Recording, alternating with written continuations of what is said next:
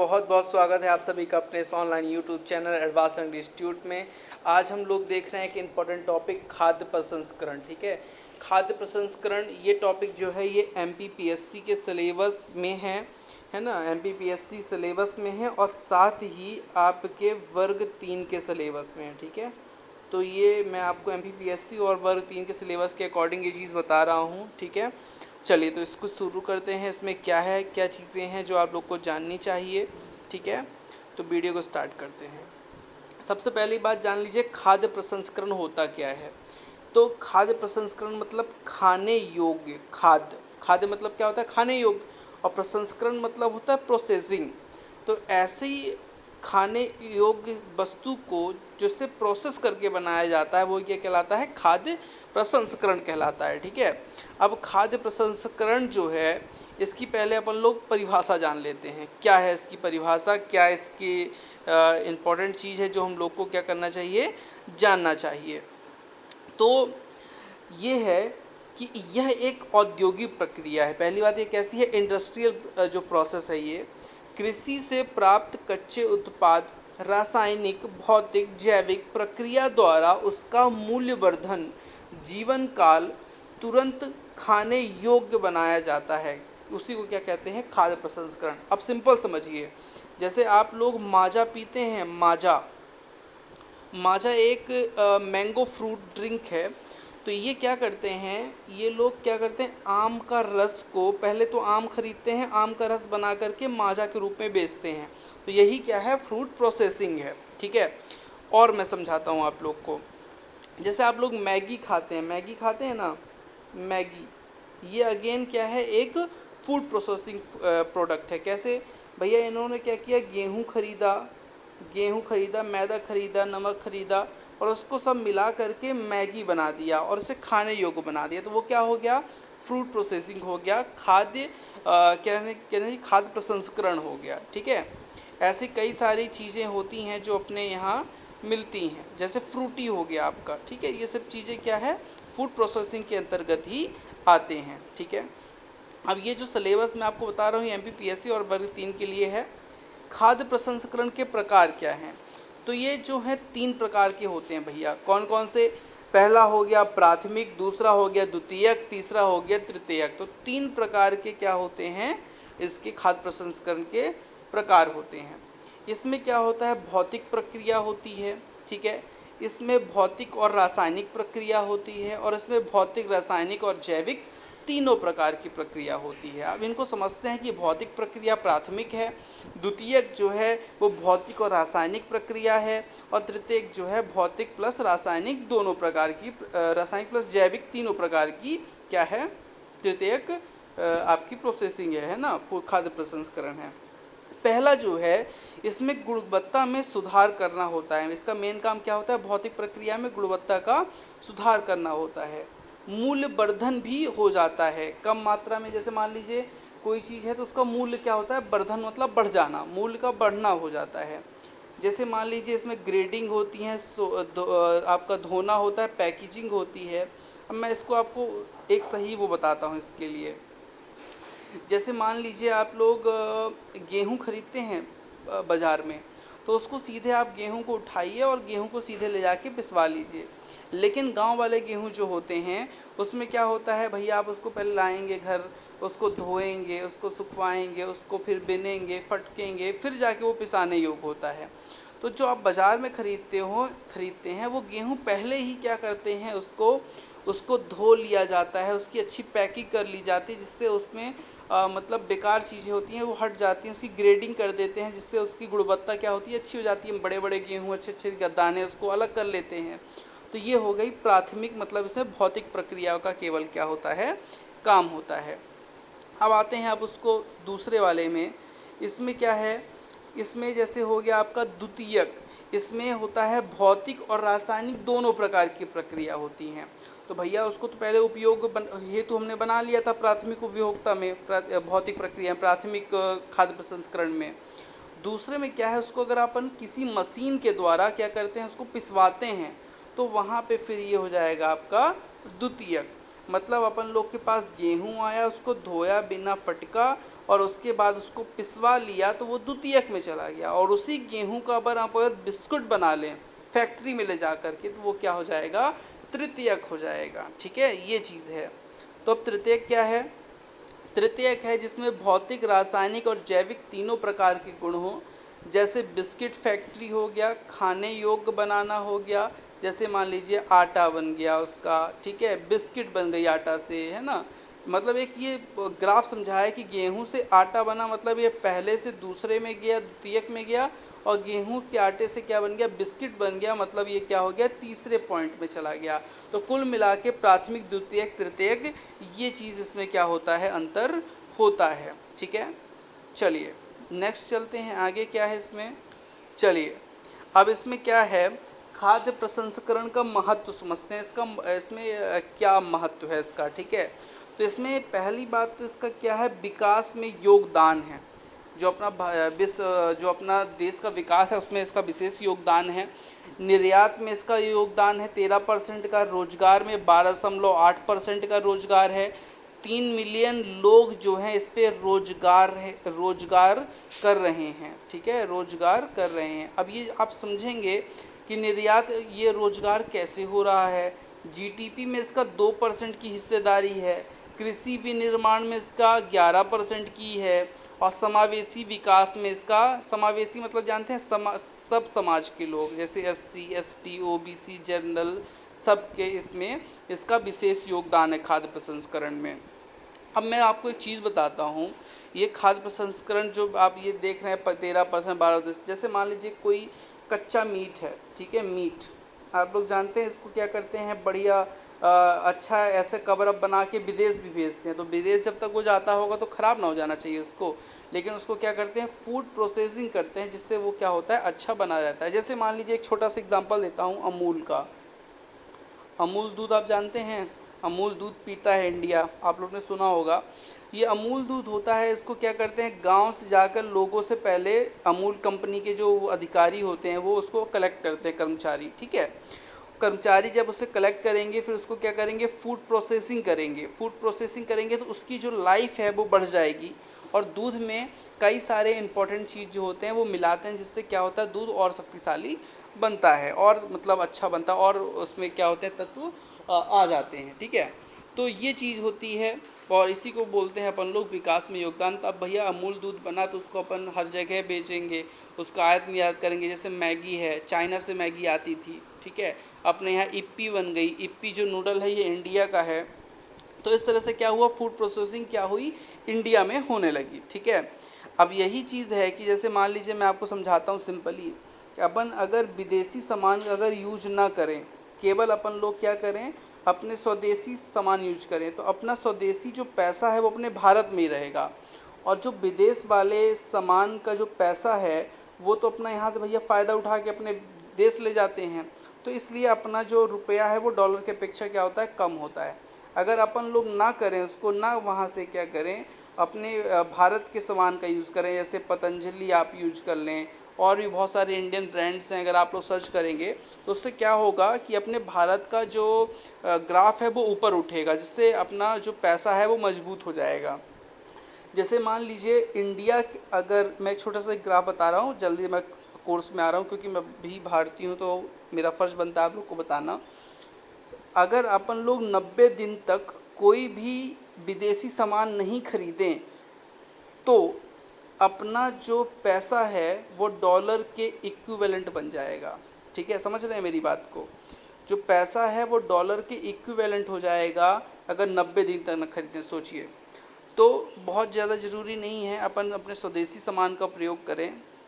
चलिए आगे चलते हैं। संभावना, संभावना क्या है भैया, उद्योग, उद्योग में क्या होता है भैया, कच्चे माल ले लिया, श्रम अगर उपलब्ध है, भूमि अगर है, बिजली है, बाजार है, जलवायु है, 50% खर्च खाने योग्य है, तो कुल मिला के अगर ये चीज़ें हैं तो वहाँ पे ये उद्योग चलता है। अब जैसे मान लीजिए मुझे लगाना है मैगी की फैक्ट्री, तो मैगी की फैक्ट्री मुझे ये लगाना होगा कि वहाँ पे मैगी के लिए जो कच्चा सामान है वहाँ पे मिल जाएगा कि नहीं। पहली चीज़ संभावना क्या होनी चाहिए वहाँ पे, कच्चा सामान मिलना चाहिए, दूसरा श्रम होना चाहिए कि वहाँ पे मजदूर मिल जाएंगे काम करने के लिए कि नहीं, भूमि वहाँ पे मिल जाएगी कि नहीं, बिजली मिल जाएगी नहीं, बाजार अगर बेचने के लिए नहीं, अगर हम बना के स्टॉक कर लें ऐसा तो होगा नहीं, हमें बेचना भी पड़ेगा, तो बाजार है कि नहीं, जलवायु है कि नहीं।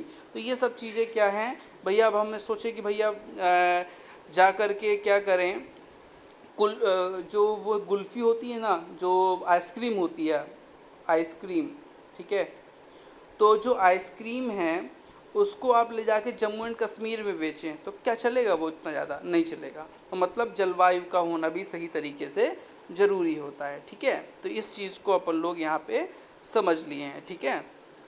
चलिए और इसके बारे में थोड़ा सा अपन लोग जानते हैं। अब इसकी समस्याएं क्या हैं, ये सब चीज़ मैं बता रहा हूँ, ये सब MPPSC के सिलेबस में है, ठीक है ना।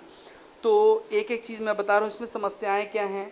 समस्या सबसे बड़ी है अवसंरचना, हमारा जो बेस है वो कमज़ोर है, मतलब हमारा कहना चाहिए कि इंफ्रास्ट्रक्चर जो है, जो आधारभूत चीज़ें हैं वो क्या है, कमज़ोर हैं। कच्चा माल का सही ना मिलना, राज्य केंद्र की जो नीतियां हैं, जो गवर्नमेंट के नियम कानून है वो सही ना होना, ठीक है। तो ये सब कहीं ना कहीं क्या करते हैं, इफेक्ट डालते हैं इन अपनी चीज़ों में। कुशल श्रम का ना होना, जटिल अनुमति होना, नवोन्मेषी तकनीक होना, है ना होना इनका। नवोन्मेषी तकनीक मतलब जो नई तकनीक का ना होना, जैसे मान लीजिए मैगी बनाना है, आप वही पुराने मशीन जो हाथ से बनाते थे उससे अगर बनाएं तो बहुत टाइम लगेगा। और अगर अपन उसी की मशीन ले लें जैसे जो विदेशों में चलती हैं, जो अपने भारत में भी अब आ गई हैं, उससे क्या होता है, एक दिन में कम से कम लाख लाख पैकेट बन जाते हैं।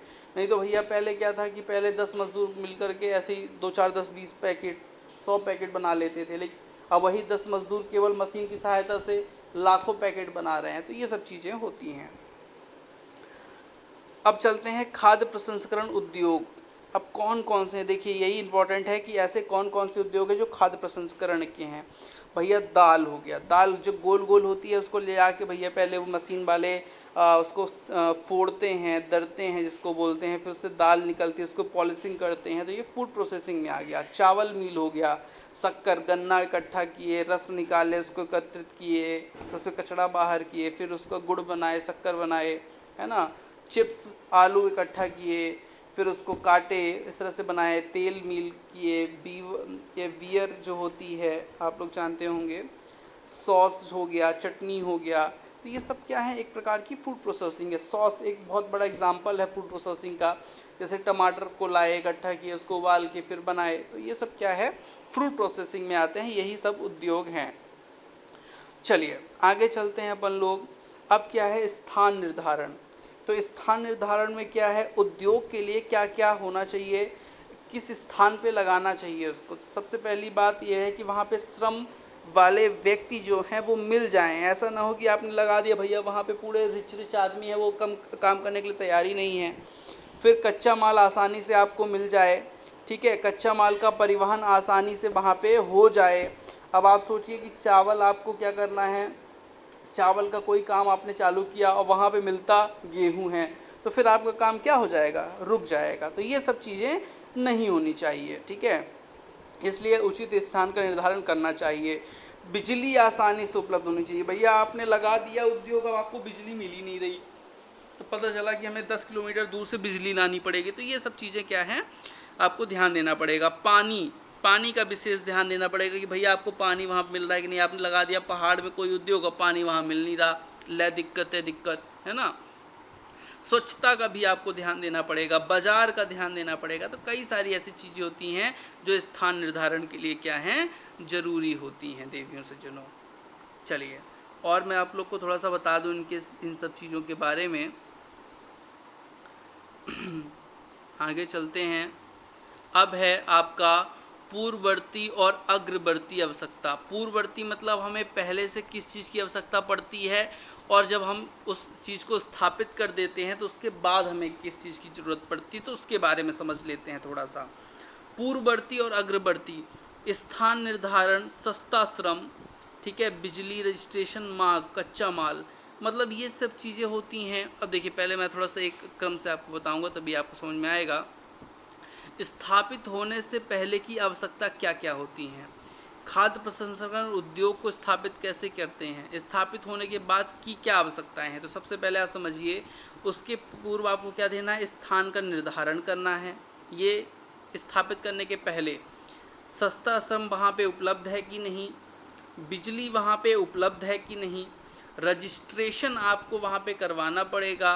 दूसरा, जो चीज़ आप बनाने वाले हैं उसकी ज़रूरत है कि नहीं। जैसे मैंने आपको अभी आइसक्रीम वाला, कुल्फ़ी वाला एग्जांपल दिया था कि आप वहाँ पे जम्मू एंड कश्मीर में ले जाकर अगर बेचें तो भैया वहाँ पे थोड़ी ना कोई लेगा, जम्मू एंड कश्मीर में आपको आइसक्रीम ले जाके बेचेंगे तो ये चीज़ मैंने आपको बताई कि वहाँ पे उसकी मांग होनी चाहिए और कच्चा माल वहाँ पे आसानी से उपलब्ध होना चाहिए। ये किसी भी उद्योग को स्थापित करने से पहले की चीज़ें हैं, ठीक है। फिर बाद की चीज़ें क्या हैं, गुणवत्ता। भैया आप जो बना रहे हैं उसकी गुणवत्ता अच्छी है कि नहीं, कि आपने भैया बना दिया मैंगो फ्रूटी और वो मीठी ही नहीं है, अच्छा ही स्वाद नहीं है उसका, तो फिर गुणवत्ता उसकी ध्यान रखना है। पैकेजिंग उसकी अच्छी है कि नहीं, वितरण सही तरीके से हो रहा है कि नहीं, कि आपने भैया 100 पैकेट बनवाए, वो तो एक दिन में बिक गए, अगले दिन डिमांड आ गई आप 1000 पैकेट दीजिए, अब आपके पास वितरण करने के लिए है ही नहीं, है ना। ग्राहकों का फीडबैक जरूर लीजिए, ठीक है। एक कंपनी का मैं नाम बताता हूँ आपको, आपने सुना होगा अमेजॉन।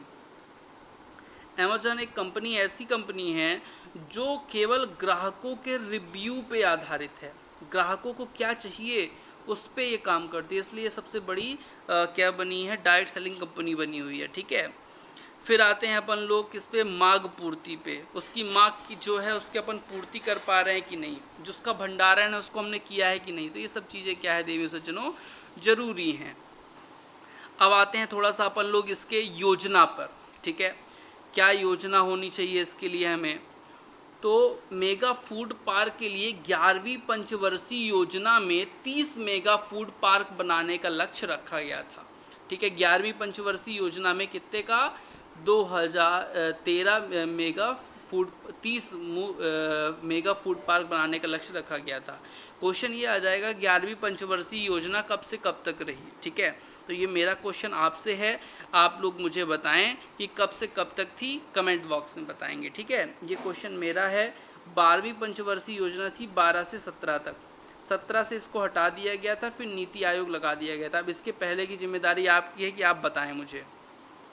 देवास, देवास में एक इसी के तहत एक मेगा फूड पार्क बनाया गया था जिसे नाम दिया गया था अवंती मेगा फूड पार्क, ठीक है। ये पीएससी के लिए बहुत इंपॉर्टेंट है, ध्यान रखिएगा।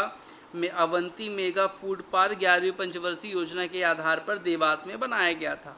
दूसरा, खरगोन में एमपी का पहला फूड प्रोसेसिंग पार्क स्थापित किया गया था, ध्यान रखिएगा।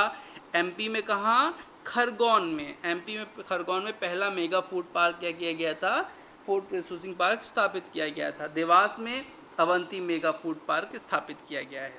ग्रामीण कृषि बाजार, हाट, जिसे हाट बोलते हैं, ये 22,000, इसको क्या करना है, 22,000 जगह क्या करना है, इसको विकसित करना है, ठीक है, ग्रामीण कृषि बाजार को।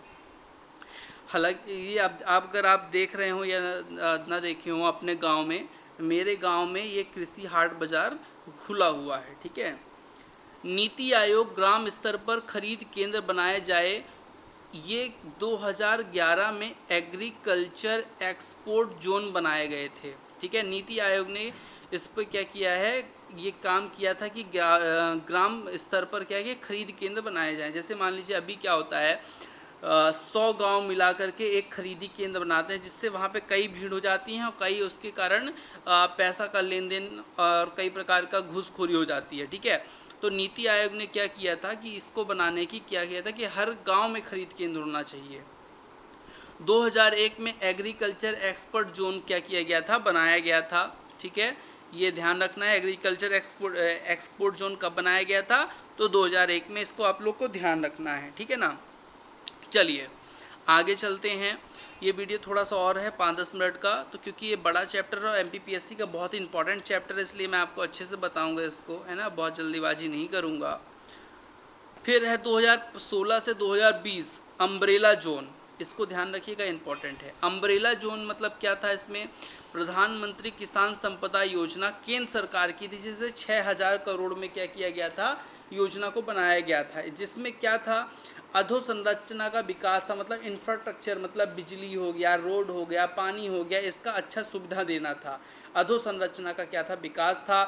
कोल्ड स्टोरेज बनाना था, जैसे प्याज वगैरह खराब हो जाती है तो कई सारी चीज़ें खराब हो जाती है, इसलिए कोल्ड स्टोरेज बनाना था। 1 करोड़ लोगों को रोजगार उपलब्ध कराना था। 1 करोड़ लोगों को क्या करना था, रोजगार उपलब्ध कराना था। 1 करोड़ लोगों को कौशल प्रशिक्षण करना था। ठीक है, क्या था उसका, कौशल प्रशिक्षण करवाना था। जैसे लोग क्या थे, प्रशिक्षित तो थे नहीं, उनको ट्रेनिंग दिलवाने का काम था, इसमें रखा गया था। ठीक है, किस में रखा गया था, अम्ब्रेला योजना में। अम्ब्रेला योजना किसकी योजना थी, केंद्र सरकार की योजना थी। कब आई थी, 2016 से 2020 तक आई थी। प्रधानमंत्री किसान संपदा योजना के नाम से भी इसे जानते हैं। R&D को बढ़ावा, रिसर्च एंड डेवलपमेंट को क्या किया गया था, बढ़ावा दिया जाना था इस योजना के तहत। चलिए अब आगे चलते हैं, थोड़ा सा इसमें और जानते हैं क्या है। मध्य प्रदेश खाद्य प्रसंस्करण नीति, अब इसको फिर पढ़ना जरूरी है क्योंकि MPPSC है, तो इस चीज को पढ़ना बहुत इंपॉर्टेंट है। मध्य प्रदेश खाद्य प्रसंस्करण जो नीति है वो 2016 में आई।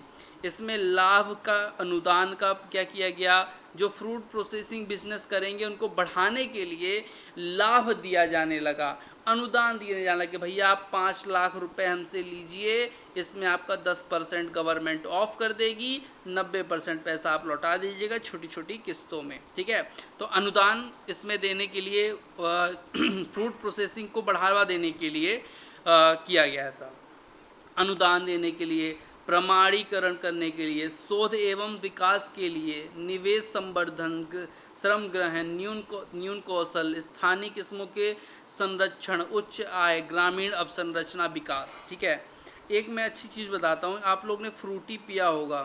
फ्रूटी वो आम का बनता है, और जो आम होते हैं ना, अधिकतर आम उसके रीवा गोविंदगढ़ से जाते हैं। ध्यान रखिएगा, रीवा के कहाँ से, गोविंदगढ़ से। इस पे क्वेश्चन बने हैं, इसलिए मैं आपको बता रहा हूं। ठीक है, चलिए आगे चलते हैं देवी सज्जनों।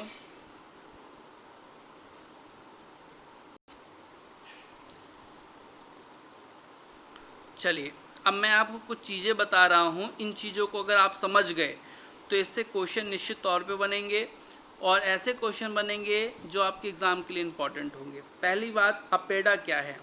अपेडा है, ये 1985 में स्थापित की गई एक फूड प्रोसेसिंग को निगरानी रखने के लिए संस्था है। इसका नाम फुल फॉर्म क्या है, agriculture and processed export development authority.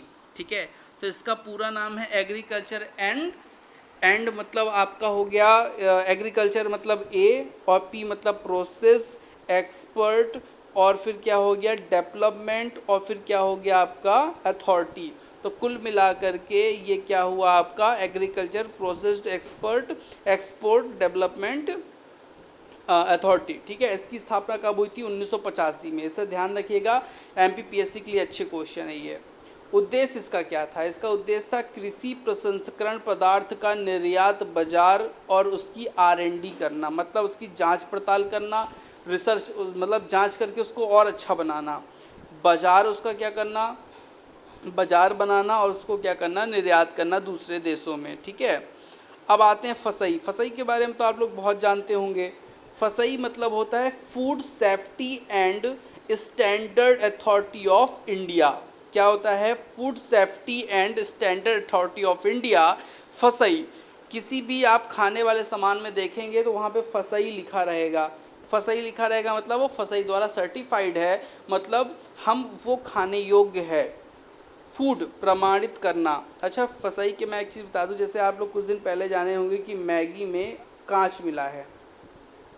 ठीक है, तो कांच मिला है ये किसने बताया था, फसई ने बताया था, और उसकी जांच किसने की थी, फसई ने की थी। ठीक है, तो किसी भी चीज को क्या करता है, चेक करता है। फूड प्रमाणित करना, स्थापना क्या है, भारत में खाद्य सुरक्षा कानून 2006 में आया था, और इसके तहत 2011 में स्थापना हुई थी दिल्ली में, किसकी, फसई की। तो फसई का क्या काम है, पहला बात तो भैया इसका फूड प्रमाणीकृत करना है कि फूड खाने योग्य है कि नहीं, इसमें कोई गलत चीज तो नहीं मिली है, पहला काम ये हो गया।